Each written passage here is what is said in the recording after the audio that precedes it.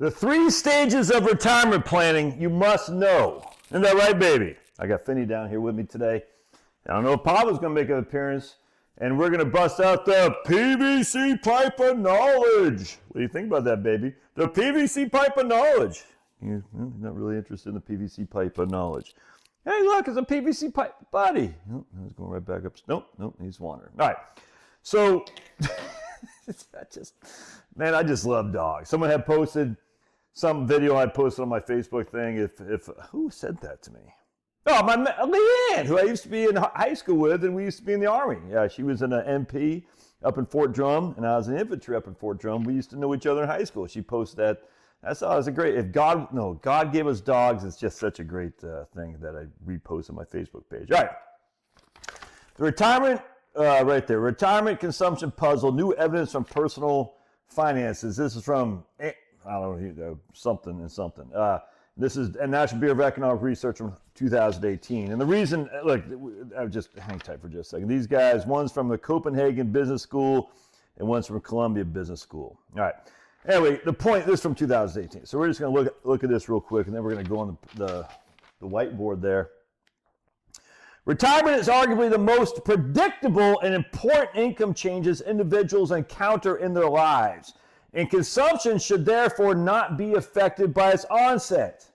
However, a number of empirical studies going back to 1998, Banks, Bernheim, Heider, Stevens, Schwartz, find a sharp decline in consumption during the first years of retirement, a phenomenon referred to as the retirement consumption puzzle.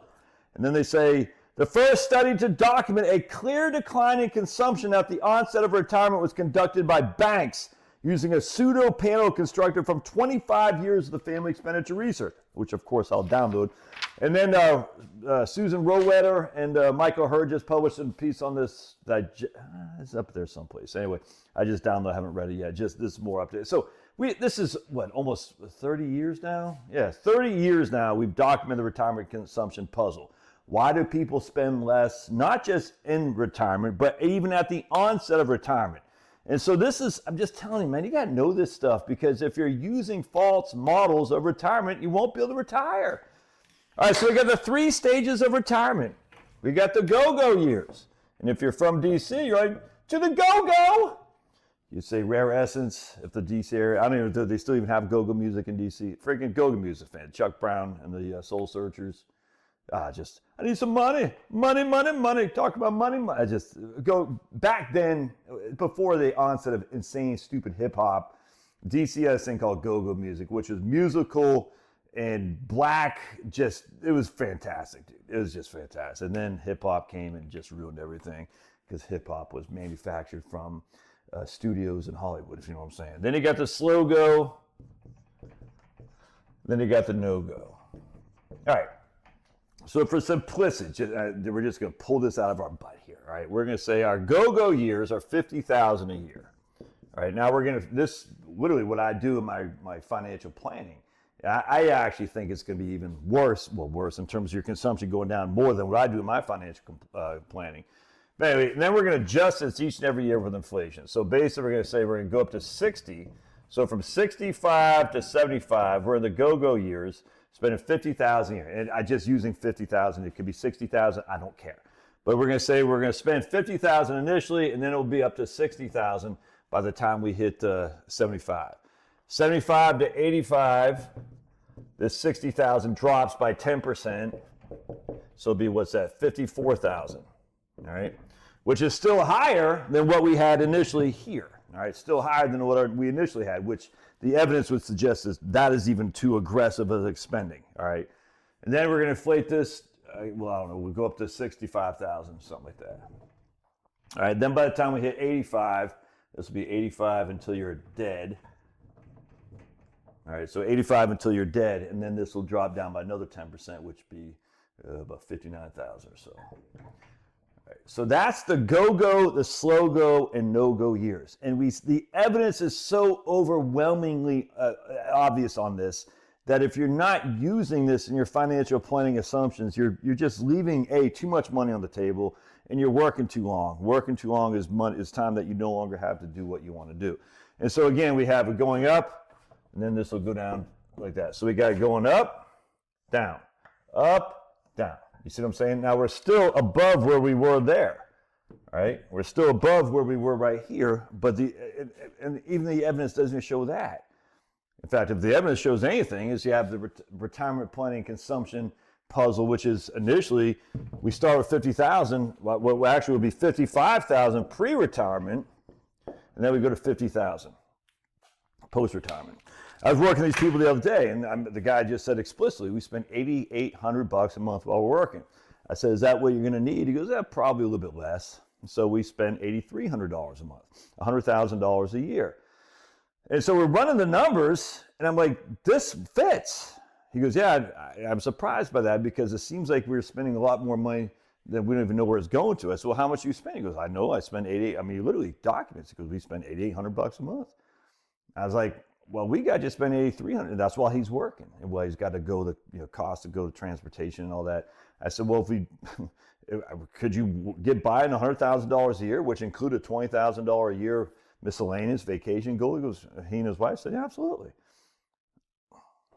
Because they're spending $8,800 a month right now, which is, I don't know, 100, but what's 9 times 12, whatever that is.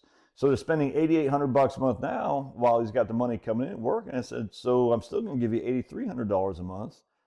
You think you couldn't do that? He goes, no, I know we could. Yeah, so that's part of the retirement consumption puzzle. Their pre-retirement is spending more than their post-retirement. And the reason is so blindingly obvious. Because when you got the money coming in on a regular, consistent basis, you're not as prone to follow where that money goes. It's different when you're pulling from your portfolio or you got a pension or Social Security, which isn't covering all your expenditures.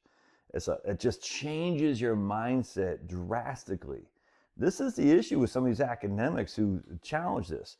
But you actually work with clients, because when you work with clients, you can see what happens. They start following where their expenses go much more consistently than they did while they were working, because the money coming in, it's just like it's stable. It's secure. Well, they could get laid off, yeah. And when the rumors come around about being laid off, they're going to start monitoring their money outflow, I guarantee. By the way, Maine hockey. But until the rumors start coming in, they're just like, I got to come in, I'm going to spend it as I see fit. The minute that changes, where the money coming in is not as secure, we got to start pulling from our portfolio, that changes everything. And all of a sudden, you're going to find that, man, your spending gets a lot more observed. And if it's observed, it can be adjusted. If you're not observing it, hey, what are you doing over there? Come here, puppy. Come here. Come give me a hug. I'm telling you right now. So you got to, no. I don't know what you're doing over there. Come here, baby. Come here. Come give everybody. Come here, puppy. Come here. Come give everybody a hug. Here he comes. Let's see if he gives us all a hug. Let's see if he gives us a hug. Come here. Can you get uppy? No uppies? All right. There he is. He's on the prowl. Why God gave us dogs. All right. God bless. Smash that like button. Love your thoughts. And look at Finnegan. I'm surprised his brother didn't come down. Look at him. Hi, puppy. You got anything to say? Just on the prowl. Prowling around. He's going in my stash there of all my prep items of food, all my freeze-dried stuff, as you can see in there. Lots of freeze-dried stuff, dude. Lots of freeze-dried stuff. Because, oh, by the way, got these just in case stuff hits. We got these from Costco a few years back. Decaf, dark roast. I don't know how much these cost. 3 pounds. I don't know how much these cost now. But you definitely want to buy some freeze-dried coffee and stuff. Supremo bean.